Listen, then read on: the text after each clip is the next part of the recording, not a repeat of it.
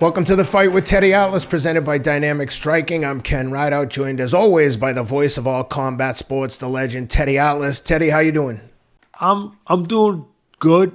I want to know how you did your race. We kept it fresh. I don't know. Full disclosure, I do not know how you did in your race in Africa. All I know is that you survived the zebras, the giraffes, and most importantly, you stayed the hell away from the lion preserve, which was very smart. It was very smart. So I want to hear in a tight way, but I want to hear the details nonetheless of how you did in that race. What place did you come in? What was the experience like? And congratulations on surviving it. Thank you. I finished third overall out of 100+ people. Two young guys beat me. A kid from Taiwan won it, and a guy from Russia came in second. I was in second probably most of the day. I thought I could get second. The Taiwanese kid probably beats me 10 out of 10 times. Super strong athlete. The Russian, the course is marked with like chalk, and I went the wrong way at one point, and the rangers that were supposed to be directing us just watched me go the wrong way, and the Russian saw me go the wrong way, and he went the right way, and instead of waiting for me to get back up with him, he took off running. Typically, if someone makes a wrong turn, you'd be like, I had probably a kilometer, half a mile lead. And instead of letting me get back up with him, he saw my mistake and just attacked and took off racing. And as I caught back up to him. And by the time I caught back up to him, I was so destroyed, and he got away from me for a couple minutes. So he ended up beating me over the 5 days, 150 miles. It was hard. It was hot. But like these races all the time, the hardest part for me is being away from my wife and kids, being in a tent in Africa, questioning my sanity. And, sometimes I just think I'm doing these things to remind myself of how lucky I am to, number one, be able to do those things, and number two, to have the family and the friends that I have here. And I don't know, sometimes when I get too comfortable at home, these challenges kind of remind me that I'm alive, and to appreciate the things that I have. So overall, very good experience. I would have liked to have won, obviously, but I ended up in third place. Thank God when you went the wrong way, you didn't go towards the elephants or the, lions. I mean, did you? Did you go towards them? And then, is that why you're so tired? You outran a lion? On the third day, I was in second by 2 minutes. So I went out as super hard at the beginning, 30-mile stage, and I was bombing down a mountain. And again, the course is just marked with little chalk markings where the rangers put it down. It's not like we're out in the bush. Sometimes it's not even on a trail. It's just through the grass. And I missed a turn going downhill, and I went racing down the wrong side of this kind of mountain. And the rangers in a Defender, a Land Rover Defender, came racing up and were like, "Hey, turn around. You went the wrong way." And I'm like, "Oh shit, I ran downhill too far. Now I have to run back up the hill." So when I get back to the camp, the guys were all there and huddled around, all the rangers and the organizers. And when they see me, they're like, "Ken, do you know how close you came to getting squished?" And I'm like, "Yeah, I went the wrong way down the hill. I almost died trying to get back onto the course." They're like, "No, when you did that turn, when I made the turn and started coming back, there were helicopters and airplanes that would divert the animals if they were close to the course, like elephants, lions, whatever." And they said, "Did you see the helicopter?" I said, "Yeah, I saw him come swoop in low, but I thought he was just taking pictures because that's what they were doing in addition to diverting the animals." He said, No. When you made the wrong turn, we hadn't cleared that area, and you ran right up within 50 yards of a herd of elephants. And when they saw you, you spooked them. Man. They started running, and the helicopter swooped in between you and the elephants and slowed them down. But they said if they didn't see you, you would have run right into those animals, and they might have stomped you out. And I was like, well, at that point when I made the wrong turn, I probably was hoping they would stomp me out. I was so mad at myself, but it was incredible. I saw everything: rhinos, giraffes, zebras, everything. Wow. No lions, but everything but. I'm glad there were no cheetahs there, because the cheetah is the fastest animal on land, and even you could not run a cheetah. So that is good. And I'm glad that the elephants didn't squish you. That's so. What do you get for that? Do you get a purse? Do you get? I know you're building up sponsorships. You're getting sponsorships, and you're doing all that, which is, of course, money and all good. But do you get a purse? Is there like a? Do you get paid? No, not at this race. You don't. I have done some that have had purses, but not at this one. But I've got a message for you from Cameron. I told you last week about his football that he went down there with visions of playing a skill position, and they were just sticking him at nose guard, kind of like, he's a little kid. He doesn't have a lot of experience. He wasn't hitting really well, and they were sticking him at nose guard. And I was like, part of me was like trying to protect him, like, Cam, you sure you want to keep doing this? This is demoralizing. And he was just super positive about it and kept going back. And he was much more positive than I was. I was like really losing my patience with the whole situation. I come home Saturday. He's like, Dad, we won a game. They let me run the ball 2 times. First one, I ran 50 yards. And the second one, I ran 10 yards for a touchdown. Beautiful. Which, to me, 1 minute he's playing nose guard for 20% of the game. Then I come home and he's like, Dad, I scored a touchdown. And he said to me, make sure you tell Teddy that when you see him that I scored my first touchdown. That's great. So he was super excited to tell you that. Tell him I'm proud of him, and tell him that's what you call taking advantage of opportunity. He finally got his opportunity, and he didn't squander it. He went in there and showed them what he could do. And now shame on them if they don't give him more time at running back. I mean, really, then you could only say, well, they don't want to win. But but that's great. That's tremendous. Other than not running into the elephants, that's the best news I could be given, to be honest with you. And tell them Same I'm for very, me. very, very proud of them. And I want to, let's get to this week. Before we get to this week, let me just say that great job last week to you and Teddy Jr. I enjoyed watching you guys work together. I saw most of the episode from the airplane, and congratulations, Teddy Jr. You did an awesome job, and I sent him a text yesterday, but well done. I enjoyed seeing you get to do work with your son. Congratulations. Thank you. It was great. It was a lot of fun. We're gonna do it more often. We're gonna do it periodically, where we're gonna pick spots for Teddy to come on the show with all of us, with the 3 of us, where he'll join in with us. Matter of fact, we got him scheduled for next week after the Vegas show. I'm going out to Vegas Wednesday to cover that for ESPN, cover the Spears show. The headline, of course, is O'Malley and Marab. And my son will be with me, so I figured that would be a good one to bring him back. We'll have him talking about the experience of the first ever sporting event at the Spear, and what it looks like, and what $20 million worth of preparation and gadgets that Dana White and UFC put into it to get it ready, what that looks like, and what that feels like and sounds like. So we'll have Teddy with us, talking about that, talking about the fights, and also talking about the Canelo fight too, which is the same night, and maybe even talking about who won that fight. And I don't mean the Canelo fight; I mean the fight between boxing and UFC, Canelo versus UFC, and Dana White, if you will, because it's on Mexican Independence Day. There's a lot of edges towards Canelo. I mean, he is the pay-per-view king in boxing. He's got a massive, great Mexican audience, an overall audience, and it's a really good undercard. I mean, they have a really good undercard, which the only time we get good undercards has been the last year when Takei Alashik came along and started giving us better undercards. Other than that, really, the undercards were cannon fodder. They were speaking of lions, they were like lion meat for the top prospects of the promoter to just get a win on a big card, on a with visibility, on a card that had visibility.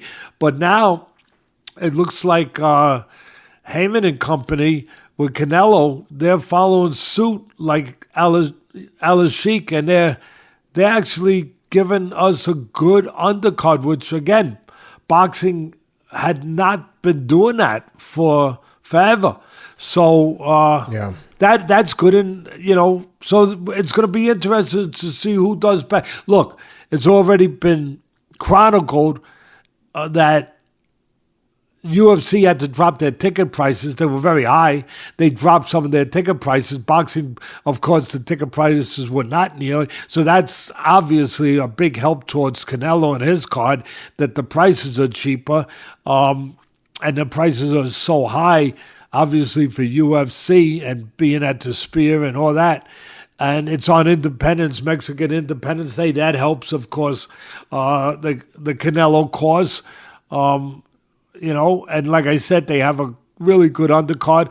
I think that the undercard for Merab and O'Malley might not, a lot of people might not think it's up to par to some of their undercards. It's a good undercard, but it's not, it might not be what people want it to be and be quite at that stratosphere of cards that you get at UFC. I guess that would be fair to say.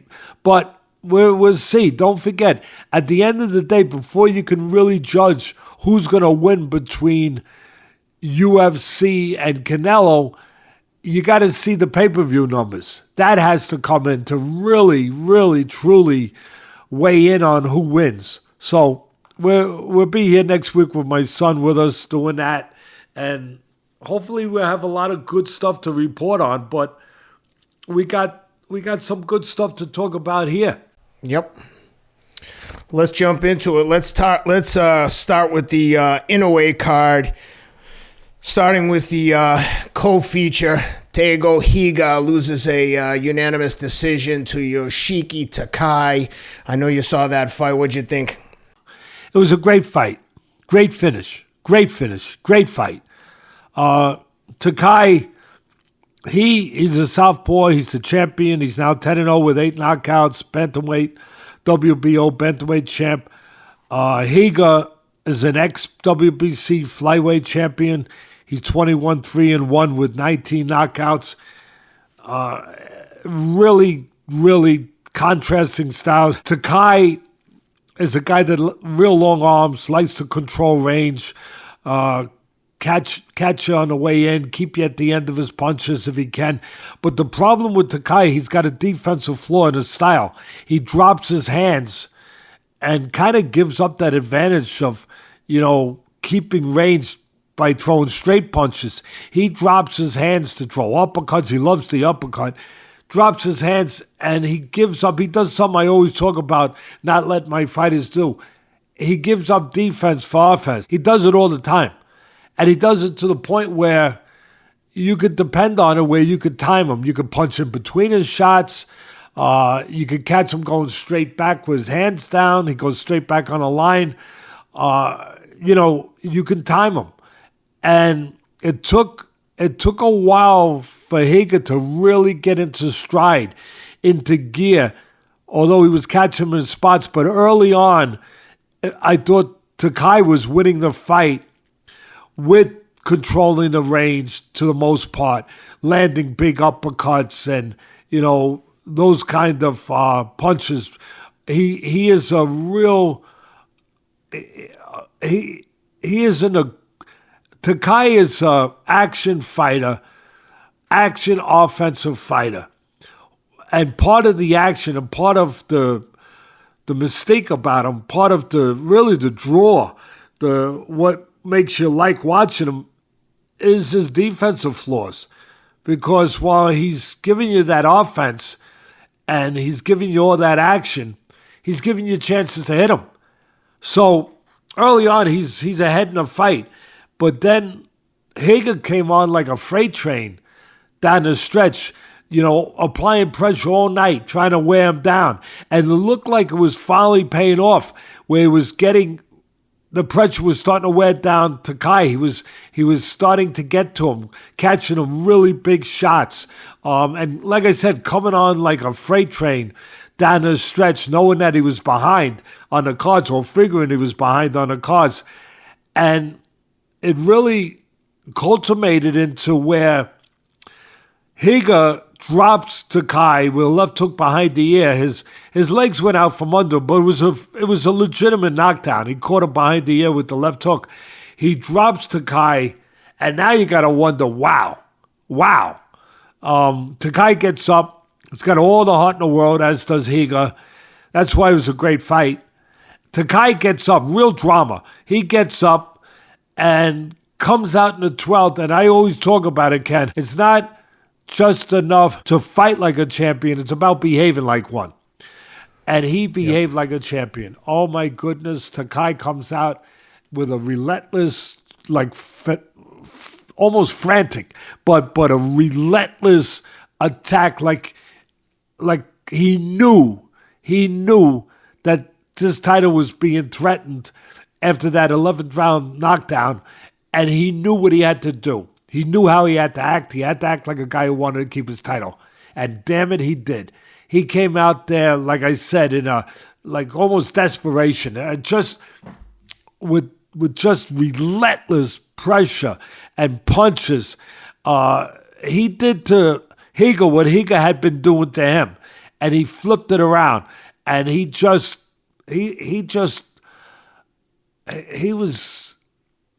like a tidal wave of pressure and energy and determination.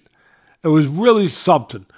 And Higa showed tremendous heart to deal with it, to survive it, to not get dropped. He came close to being dropped in that last round. It was a tremendous finish by the champion. Tremendous fight by both guys. Really was. The ex-champion trying to become the champion again, and Takei saving his title at the end, having to do what he had to do to keep that title. It was a terrific. The scores were 115, 112, 114, 113, 114, 113. So if he doesn't come back to champion, obviously, with those 114, 113 scores, he loses his title. Yep. He loses his title. I'm doing the math right. It doesn't become a draw, right? He actually, he would lose his title. So he knew what he had to do. He knew how he had to behave. He knew, exactly what was at risk. And it was something to watch. It really was. I thought that he came back so strong in that 12th round that it could have been a 10-8 round, but the judges, they didn't make it a 10-8. They made it 10-9, which is, I guess, right. But it was close to being that dominant, even without a knockdown, to be a 10-9. But, then there might have been a little controversy if they made it a 10-8. They didn't, and Takei keeps his title. Great fight. Yep. In the main event, Inoue does what Inoue does. Broke down TJ Doheny over the course of the first 6 rounds, and then in the 7th hits Doheny with a vicious body barrage. Doheny grabs his back. Not sure if he suffered a back injury or if it was just a culmination of the body shots, but he needed help getting back to his locker room. He had been 4-0 in Japan and doing really well. They're fighting out of Australia, Irish guy. But Inoue just continues to dominate and establish himself as one of the best pound-for-pound fighters in the world. How'd you like the performance? Yeah, I'm here to defend Inoue. Not that he needs defending. Some people are down saying he didn't look spectacular. Look, he is pound for pound. Him and Crawford are still the 2 top guys. And Usyk, I put Bivol up in that stratosphere, that rare thin air. I put Tank Davis up there. But Inoue and Crawford for me are 1 and 2 either way. So they're gonna get more. You don't think Usyk gets up there in that Usyk's there too. ABC because he's got 2 divisions. He's so good at heavyweight. Well, actually, yeah. I came out after with that incredible fight, and he unified all the titles. against Fury, I came out and I made Usyk number one. And Crawford agreed. I agree. Crawford agreed. Crawford even said it himself on his own that he'd make him number. So I had him number one. But I'm just saying, Inoue I got you. and Crawford are right up there. I guess the way I should have said it, for number, fighting to see who's right behind Usyk. And to me, the three of them are so close. I agree. I think if Usyk was spoke English more fluently and had a bigger personality, like a Fury type personality, he would be arguably no one would dispute him being in that like top three, for number one with Crawford and Inoue. He's so good. I mean, the way he moves as a heavyweight, especially against those bigger guys, he's so friggin' good. Olympic champion. He's got everything. And the way he wins, and he always wins. He always finds a way to win. Yeah, I was going to say, like you would say, he doesn't even know how to lose. He never loses at anything. He won the gold medal in the Olympics, too. And he unified all the cruiserweight titles, too. So never has problems outside of the ring, just a gentleman, never disrespects anyone. I can't think of a single negative thing to say about the guy. He's funny. Representing a country that's at war. Yep. No, listen, in a way, they're all great. I just get upset when they take shots at Crawford and Inoue. Crawford, his last fight, what did he do? He looked human. He moved up another weight class and won a 54-pound title against a guy who had 300 amateur fights, was undefeated as a pro. There's no credit for the opponent. It's just negative for Crawford because he didn't knock him out in the first 3 rounds. It's crazy. They knock him that the opponent was only 10-0. Look, the opponent was a good, solid fighter with 300 amateur fights. Crawford did what he had to do to not get careless, to not be reckless, to move up, respect the guy's strength, respect the guy's size, win the fight, win it clearly, competitive fight, but win it clearly, and they're going to knock him. So some people are going to knock Inoue. They're going to say, he fought a 37-year-old guy who was 26-4, with 20 knockouts, so Doheny can punch, and he's a southpaw, and Doheny is awkward. He's a hard guy to deal with. He controls range. He looks to keep you on the outside. He looks to knock your head off when you come in with a straight left hand from the southpaw position. So early on, Inoue had to do what Crawford had to do. He had to fight smart and careful.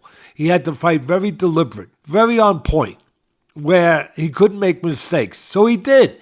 It was cautiously aggressive, very cautiously, very slow, very patient. The first round was like a nothing round, taking his time, and then he was stepping it up after that a little bit, started stepping it up gradually. But there had to be caution. There had to be respect for the other guy fighting the way he was fighting. And otherwise, Inoue wouldn't be 28-0 with 25 knockouts, the undisputed super bantamweight champ, 122 pounds. If he didn't know when, kind of like that song with Kenny Rogers, if he didn't know when to hold them and when to fold them, and when to walk away. Yeah, you have to know that in anything in life. So Inoue did it the right way, his way. A lot of people, now he's human. There's Superman. There's a kryptonite for Superman. I haven't seen it yet. Was there some flaws in a way? Did he get hit more than we're used to seeing him get hit? Yeah, he got hit some straight left hands from the southpaw. Again, very awkward, staying on the outside. Not taking chances for the most part, Doheny, fighting a smart fight, fighting the right fight, trying to stretch the fight and get rounds where he can survive and then have a chance to land something. Stretch the fight out by staying outside, giving ground, and forcing in a way to take the chances and then looking to nail them with something big. That's not the easiest style to deal with. Inoue had to deal with it the way he did. He was gradually looking to break them down, started to close the gaps more. Again, he showed some defensive flaws where he stood straight up on the outside, got hit by the southpaw in a couple spots. Doheny did a good job blocking punches, kept his hands up well. Inoue keeps his hands up well too, and does a lot of that. But in the end, Inoue was getting to where he needed to get to. He was closing the gaps, doing it intelligently, doing it, yes, cautiously, but doing it the way he had to do it. He started closing the gaps. He started getting to him. Doheny had a good third round. Inoue looked good in the second round. But then Inoue, after the third round, again, started applying pressure, doing it behind the jab, doing it without trying to make mistakes, and going to the body. At the end of the sixth round, by the sixth round, it looked like it was a matter of time. For me, it looked like Inoue had his number. He was closing the gap. Now putting the pressure on with the 37-year-old Doheny, who was dangerous early on, and starting to showing you what was about to come. That he was going to break him down. He was going to wind up stopping him. And Doheny, I give him all the credit. He came prepared to fight the right fight, to give himself a chance. And by the end of the sixth round, it looked like something was starting to be wrong with Doheny. I don't know if he got hurt at the end of the sixth or the beginning of the seventh, but he caught him a good body shot. Inoue did by the end of the sixth round. And again, the writing was on the wall for me, what Inoue was about to do. And in the seventh round, he just picked up where he left off. He saw the roadmap. He that he laid out in the sixth. So he went out there in the seventh, just continued what he was doing, closing the gap behind the jab, going to the body, and he caught him early on with a left hook. Looked like it might have been around the hip of Doheny, and that was all she wrote. Doheny looked like he got I don't know if he got a hip pointer or if it was the back that went out on him. Looked like it must have been the back, because on a hip pointer, I think he would have recovered in time, but he needed help getting back to the locker room. Yeah. So, and they're saying it's a possible lower back injury. I don't know if it was come from a punch or if he, pulled something in his back as a result of all the body shots. Either way, it was going to be one way. It was going to be, in a way. So I am not buying. We sell, we buy. If somebody says, if we had that segment, buying and selling that they have on some of the sports shows on ESPN, Ken, if you ask me, are you buying that Inoue, gets knocked down a couple pegs off this fight? No, I'm not buying. No, I'm not. No way. No, I'm not buying. I agree. So at the end of the day, Inoue not only stays undefeated and stays at his lofty place in the sport, but he's a step closer to the fight that I think everyone wants now, with Inoue involved. And that's a fight with the other champion, the bantamweight champion from Japan, who I think everyone is looking to see Inoue in there with Takei. I want to make sure I'm getting his name right. He's 28-0. Junto Nakatani, WBC champion, bantamweight. Yeah, Junto Nakatani.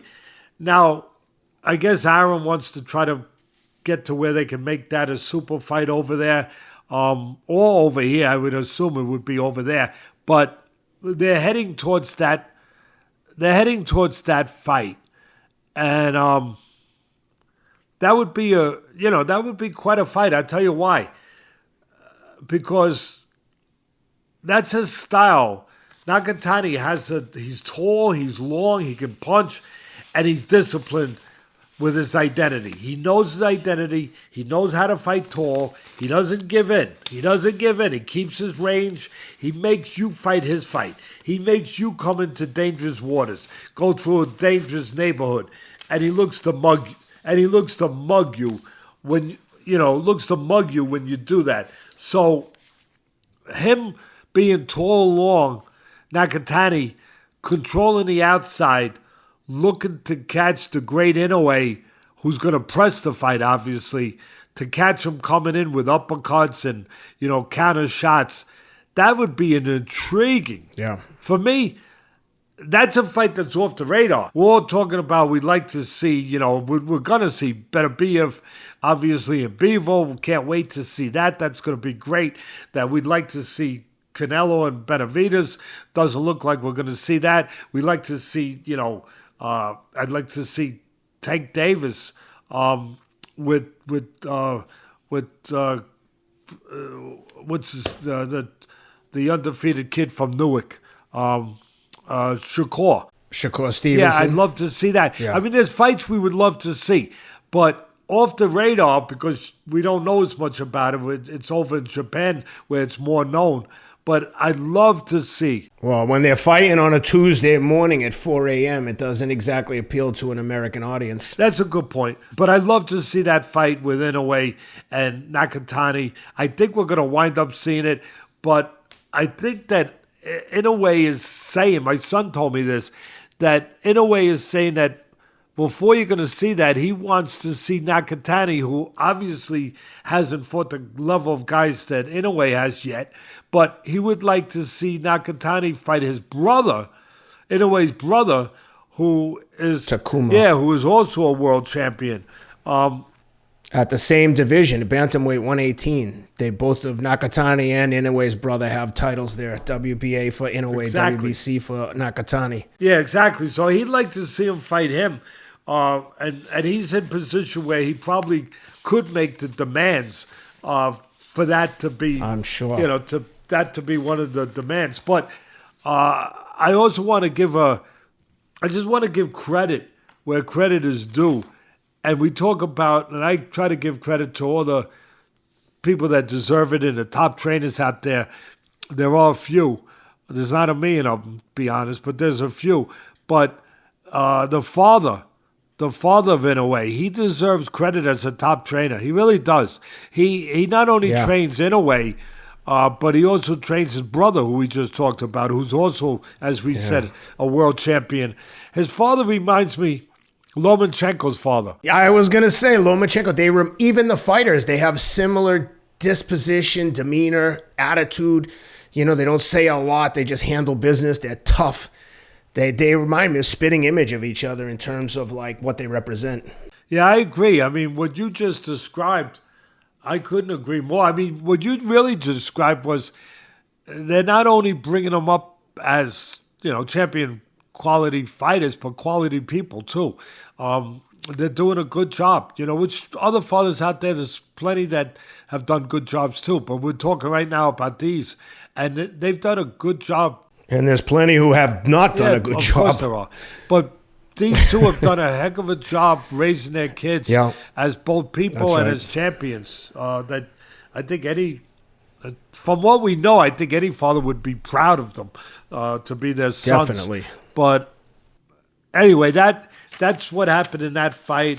And I really, again, that's when you mention fights that you want to see, I think the fans should be mentioned. And again, they're not as familiar with those names, or they're familiar with anyway, but not Nakatani, and how intriguing a fight that truly would be. Truly would be. Yeah. Junto Nakatani, I finally found my note. Heading to a 28-0, 21 knockouts. He's only 26 years old, Nakatani. So, again, I think we might be heading towards a showdown. We'll see. Yep. Well, let's jump over to the zone on Friday night. Junior welterweight Kevin Brown, who's being fast-tracked, 30 years old, moves to 6-0, gets his most significant test to date against John Bauza, who comes in at 18-1 and loses a unanimous decision. Bauza drops to 18-2. Like I said, they're fast-tracking Kevin Brown from Cuba. He's 30 years old, extensive amateur career, though, and they are moving him quickly here. Like I said, first big test for him. He dropped Bauza in the first round with a great right hand to the body.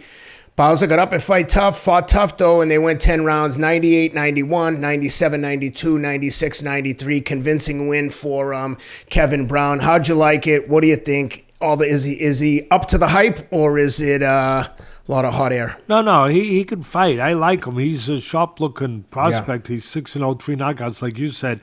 And, 4 knockouts. They didn't give him anybody easy after only 6 fights. They exactly. After 5 fights, this was their 6th fight. Yeah, that's true. They gave him Bauza, whose only loss up to that point had been with the undefeated Hitchens, who's now rated, I think, actually in the world. So they didn't baby him that way. And not only with a guy that's been in there with good fighters in Bauza and, has so many more fights than him, as we just said, is 18-2 now. But he's a difficult style, Bauza.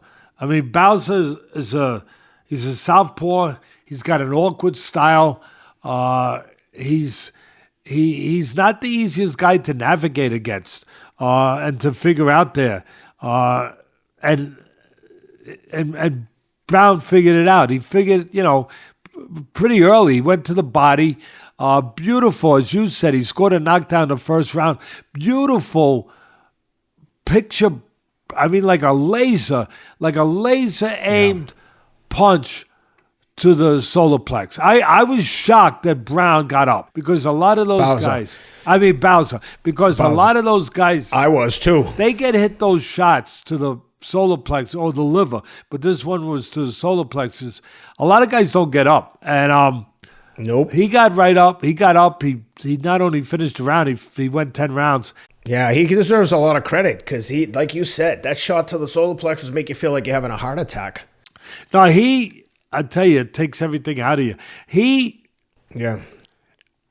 Bauza impressed me before we get back to Brown.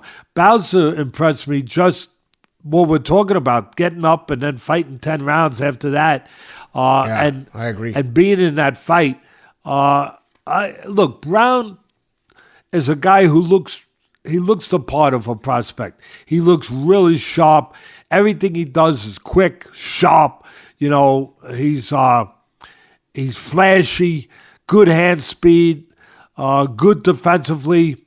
Like I just said, places shots nicely, placed that beautiful body shot, continued to look to go to the body throughout the night. But he's missing real power. That doesn't mean he can't be a champion. But the funny thing about is his punches look more than they are. They're more sharp than they are powerful. If that makes sense to anybody out there. But he, real sharp. Like really. But, razor sharp. But not with the real significant, power behind them.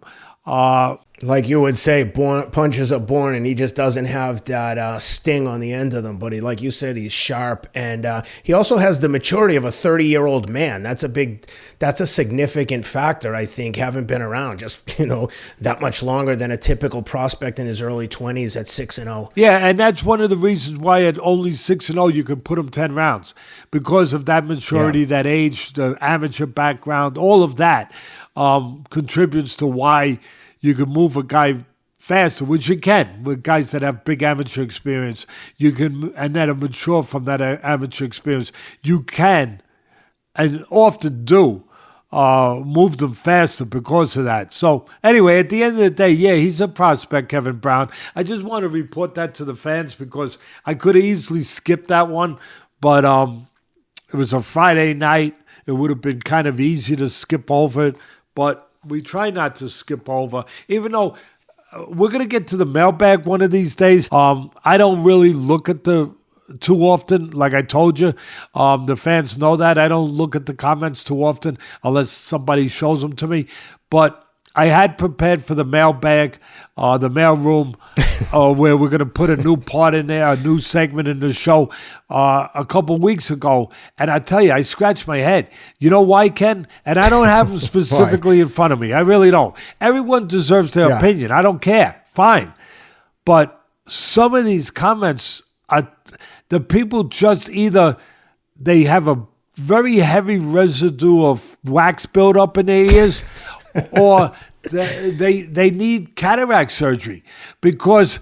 Yeah, but can I just tell you something? Think about the caliber of person that's a regular YouTube commenter that takes the time to talk crap on the YouTube comments. Could you imagine wasting any of your time being negative to people in YouTube comments? Yes, you have something nice to say, cool, but saying mean-spirited shit, it doesn't make any sense to me. They don't bother me. I guess I hope you feel better. Yeah, agreed. They don't bother me. And I don't see them too often. But this is what bothers me a little bit, where I say, scratch my head a little bit. Ken, these remarks they're complaining about, I'm reading them. I had to read them 3 times. I said, wait a minute. Hold on a minute. Let me read it again. Make sure I'm getting this right. Their comments and their being upset was about things that were never said.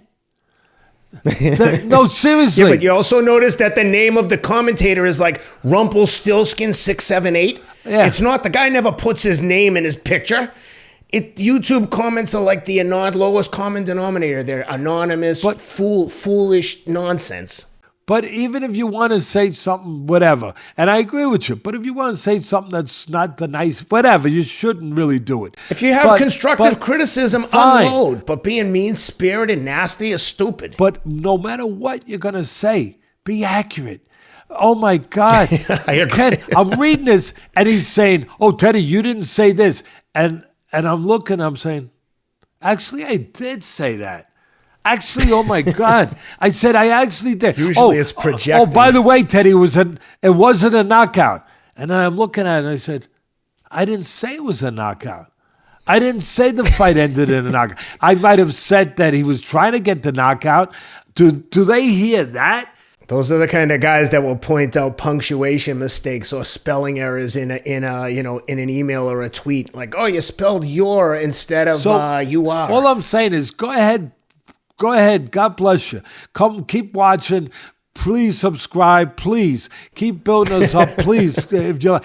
But at least if you're going to make a comment, good or bad, be accurate. Listen. Just listen. 100%. Open your ears and make sure you're hearing it and you're hearing the whole sentence. Don't just flip out after 5 of my words in a 10-word sentence and comment on that where you didn't hear the rest of the sentence, because that's what some of these comments almost look like. Anyway, I digress. One quick thing I would say, for all the negative comments, thank you to all the people who sent me nice messages, fans of the show that sent supportive messages and tweets from regarding the race.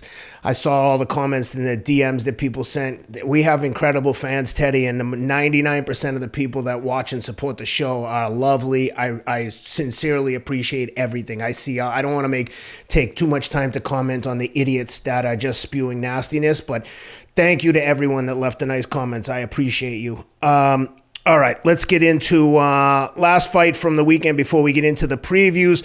Our friend Sean Brady from Philadelphia puts it on Gilbert Burns. One-sided beatdown, almost a unanimous decision, but I think, let me just look at the scorecards quickly. I think he basically won every single round or close to. Yeah, he was 50-45 on 2 scorecards, 49-46. I mean, to dominate Gilbert Burns is a huge statement for Sean Brady. He's just got the one loss against Bilal Muhammad, who's the current champion, who looks to be a world beater. But I love Sean Brady. He's tough as nails, wrestler from Philly, blue-collar guy. Can't say enough good things about Sean Brady. Congratulations on the win. How'd you like it?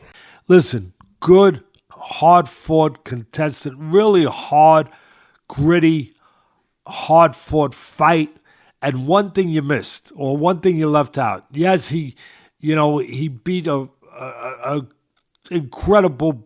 Burns has had an incredible career, but he beat a 38-year-old version of Burns. You got to put that in there. Burns, I'm not taking nothing away from Brady. Great job. But Agreed. Burns at 38 now, I think that part of this was possibly youth being served. I agree. I would agree with that. Yeah, I think that was part of it. I think Gilbert's best days are behind him.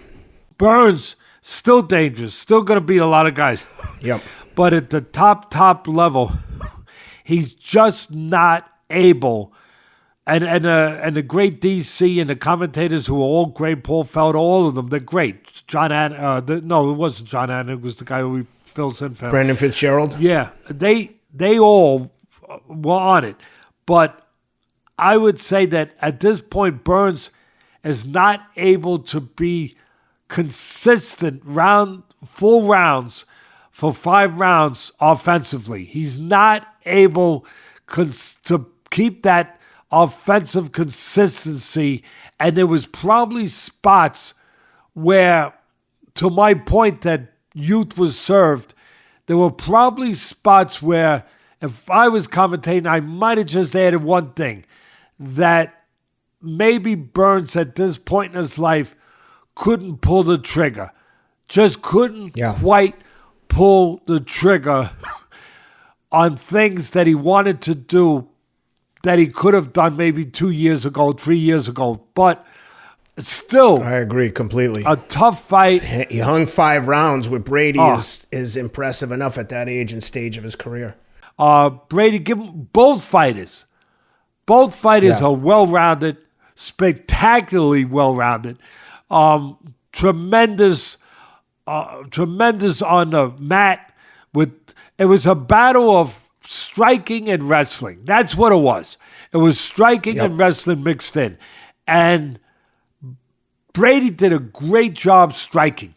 Not a huge puncher, but put punches together. You know what I liked about him that was unique?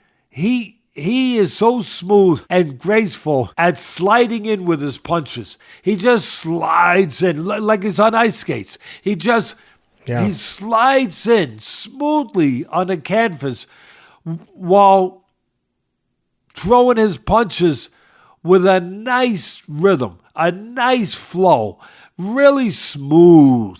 And I was really impressed with his footwork, the way he just could again slide in, skate out. He did a great job of that.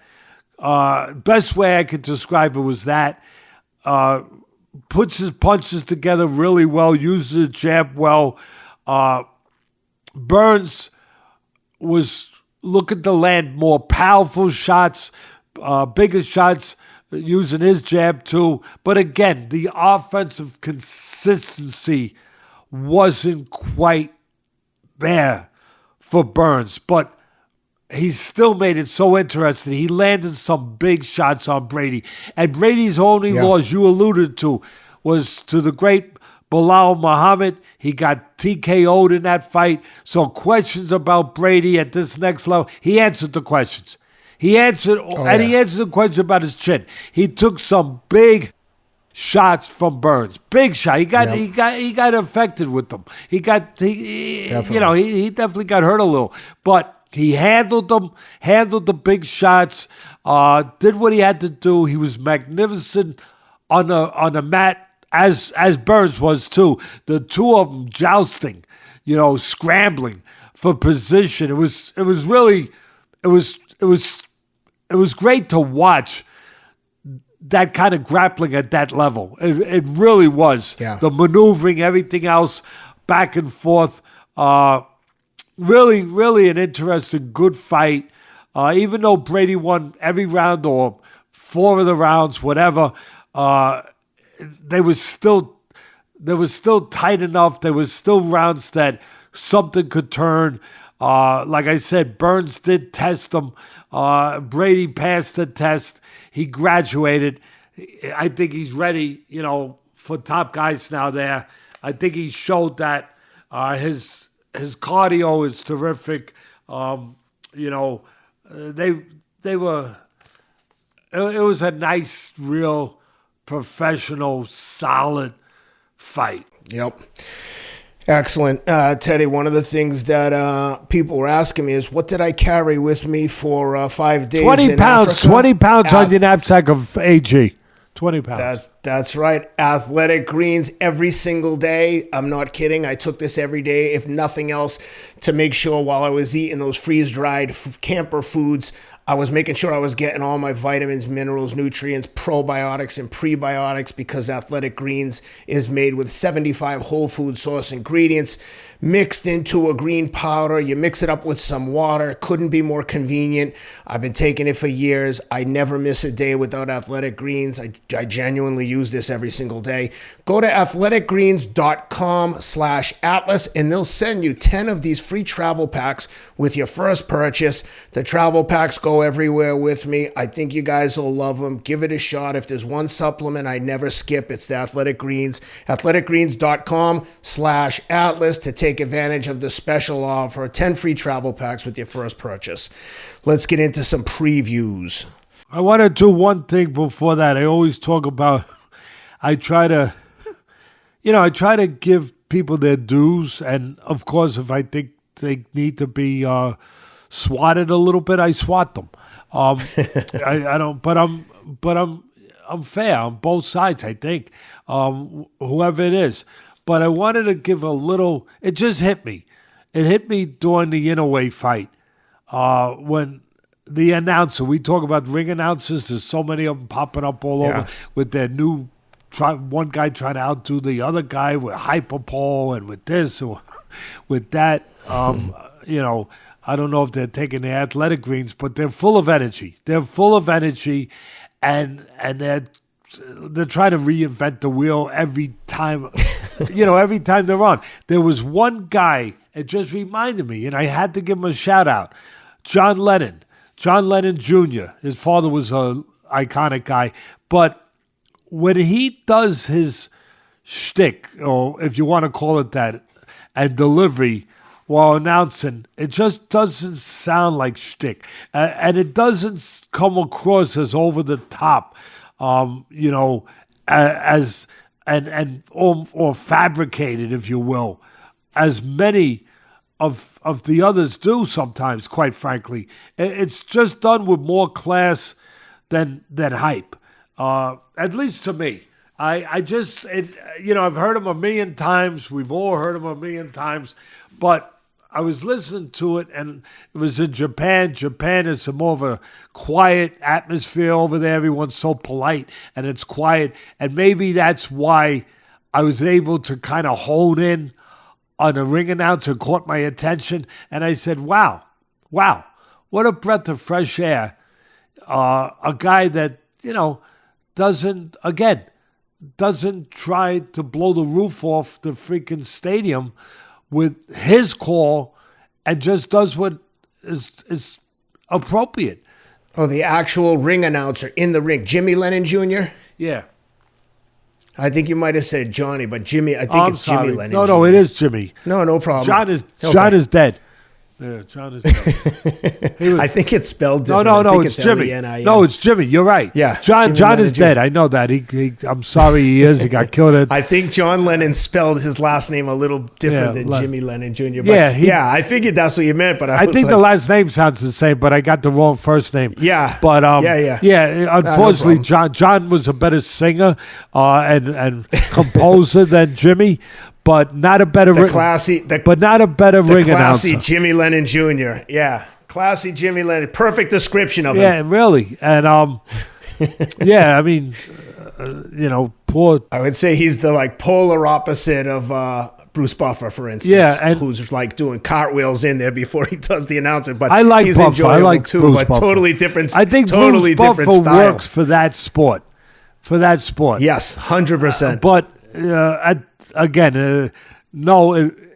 Jimmy is not one of the missing Beatles. No, he is not. From that album where there's one missing, he is not. But anyway, I digress again for the second time today. All right, you want to let's preview the upcoming UFC show from the Sphere, and then we'll end with Canelo and Berlanga. But we've got O'Malley and Merab Dvalishvili headlining at the Sphere. Huge show, Mexican Independence Day.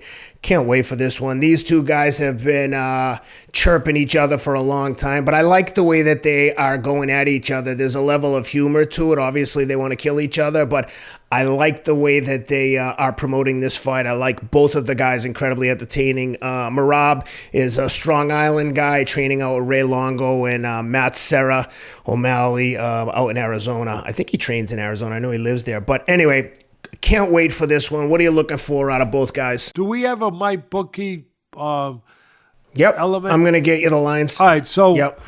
I think I was surprised to be told, if it's accurate, that Merab is a favorite. Small favorite, but I was a little surprised that the champion wasn't a favorite. It's a good, tough fight. That would surprise me too. I don't know. Maybe I'm I'd not be surprised. accurate. You're going to let me know. But in the meantime, O'Malley is really a tremendous striker. I mean, he's learned how to defend the takedowns very well. Like all primary guys that are primarily strikers, they have to learn at least to defend the takedown like Alessandro did. They have to learn how to handle themselves on the mat. And O'Malley can do that. But obviously his forte, his strength is striking. He is, I think him, Max Holloway, and Tupoya are the best strikers out there, and O'Malley's the best. He's good enough to almost be a boxer. Yeah, I agree. And he's always angling to get a fight, and he's incredibly entertaining. O'Malley is a small favorite at minus 140. Dvalishvili, Merab is plus 110. Minus 140 O'Malley, plus 110. Maybe Merab was a favorite at one point, but that's still, for a fight line, that's as close to even as you can get. Listen, this one for me breaks down the way it should break down to the both fighters' strengths. Merab is an animal on the mat. He's got a great engine, non-stop motor. He's physically strong, tough. I mean, really tough. I mean, how about that fight where he went for the takedown and he almost got choked out, and he survived that? I forget who that was with. Yep. That was incredible. Really incredible. Kind of like Volkanovski was incredible against Ortega that time when it looked like Ortega had him in that triangle. But O'Malley, believe it or not, he reminds me, don't go nuts out there. I'm not saying he's him, but he reminds me of some of the things that one of the greatest fighters of all time, one of my favorite fighters, greatest lightweight of all time, one of the greatest lightweights, I thought, of all time, could fit into any era. I just loved him. I'm sorry he's not with us anymore. But Sweet Pea Whitaker, Pernell Whitaker, I mean, Sweet Pea was really special. And again, I know O'Malley hasn't cleaned out his class yet, his division yet. I get it. I get that, oh, Teddy, you're getting ahead of yourself, blah, blah, blah, blah, blah, blah. I'm just saying there's similarities. Yeah. That the way that defensively, the way he controls the ring, the way he uses his legs, the way he sets up counters, he sets up traps, the way he does counter when he makes you miss, he defensively, he can make you miss by moving his head or by using his legs, controlling range, like I said earlier. O'Malley is a tremendous boxer. I'm not even going to call him a striker. He is just a pure boxer. He's got hand speed. He puts punches together well. He uses his jab the way a jab should be used. He gets angles. He does it all from the point of view of what you want to see in the sweet science. He's that good. And I just can't see Merab staying up with him in the striking if it stays striking. I mean, Merab strikes, but it's more conventional. It's more standard. Jab, straight right hand, he's got a nice, straight, strong jab.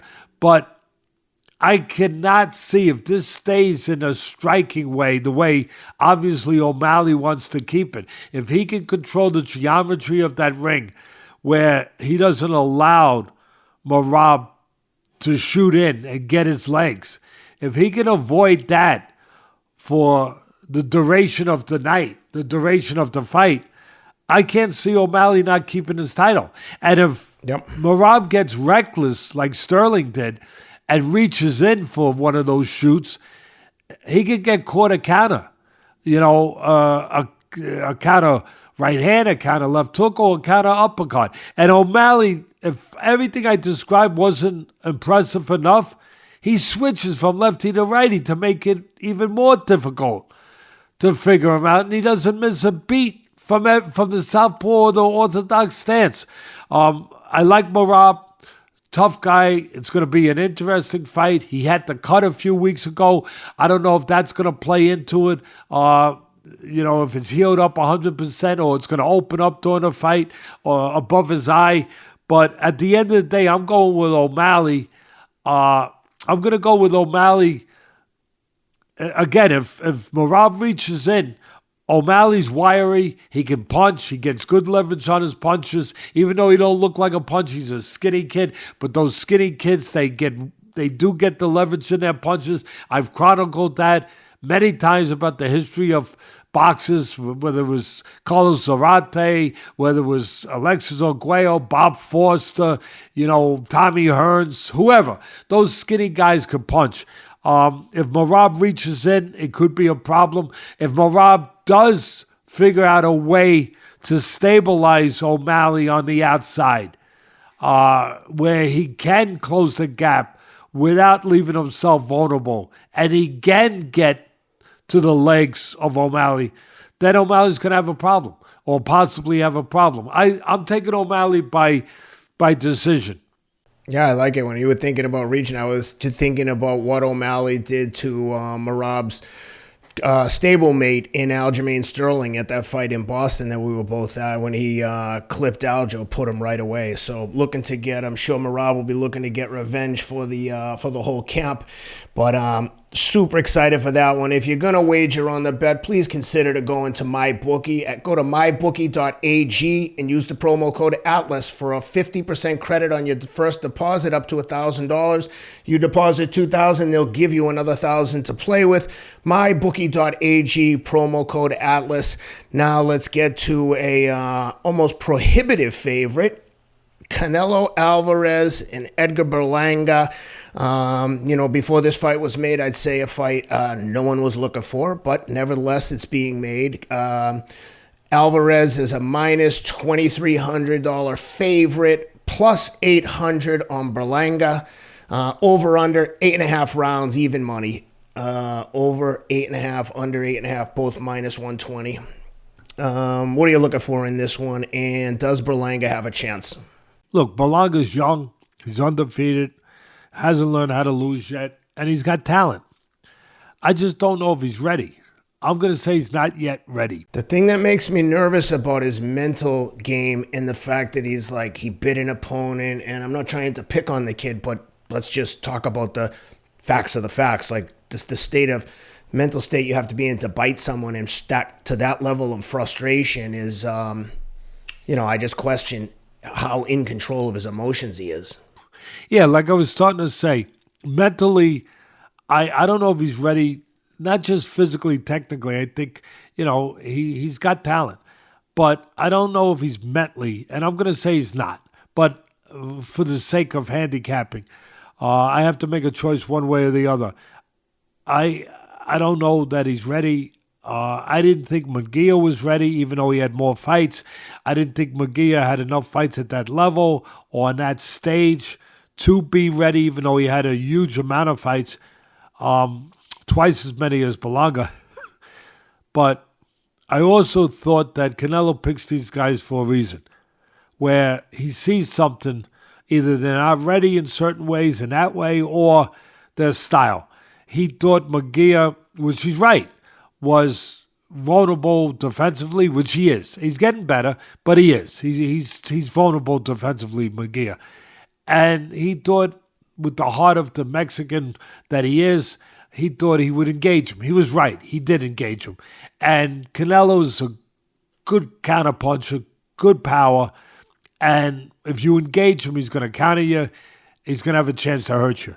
And that's exactly what he did with Munguia early on with the uppercut when Munguia engaged him, and that set the tone for the fight, where basically he was able to have his kind of fight, Canelo, where he could control it with a hard jab, counter punches, fight at his pace. He is getting older, Canelo, but he's adjusted. He's adjusted to where even as he's getting older and he's slowed down where he don't throw as many, but he's better in certain areas where he's not as busy. He shows you spots where maybe he could be outworked, but he still controls range where he makes you fight his fight for the most part. He tries to. He couldn't do that with Bivol, of course. But other than that, he's been able to do that. Again, get a chance to counterpunch, get a chance to go to the body, get a chance to control you with his jab. He's got a good, strong, accurate jab. Unless I think Berlanga's best shot is not to engage Canelo. I don't know if he can win that way, but he could survive that way. That's not what we want. I get it, people. But if he could mix it up, we're picking spots to engage and picking spots to do it smart and not engage where he gives up too much and he stays in front of Canelo too long, where he can use his young legs, box on the outside, use his jab, pick spots. If he can do that and maintain that mentally, emotionally, in a consistent manner, yeah, you could take the plus 800 if you want for $100. If you can afford to lose 100, take it for $100 if you want to do that. At the end of the day, I don't know that he's going to be able to do that to the point where he can actually win the fight that way. Again, I think Canelo picked him for a reason, thinking he's not ready, thinking that he will be able to engage Berlanga at some point, or force his way to Berlanga at some point to fight the kind of fight that favors Canelo with his power, with his accuracy, his well-placed punches. I'm taking Canelo. You can take Canelo by knockout for minus 340. As opposed to taking him to win for minus 2,300. I think if it goes the way you like, I would never lay that kind of wood. Never. Yeah. But I would take Canelo by knockout. I would take a bet on that. I would also take Canelo. I would take a shot on the over because I think the younger Berlanga has enough ability, as I described, to survive or potentially survive into the eighth, into the later rounds. Would I be shocked if Canelo got him out of there in 4, 5, or 6? No.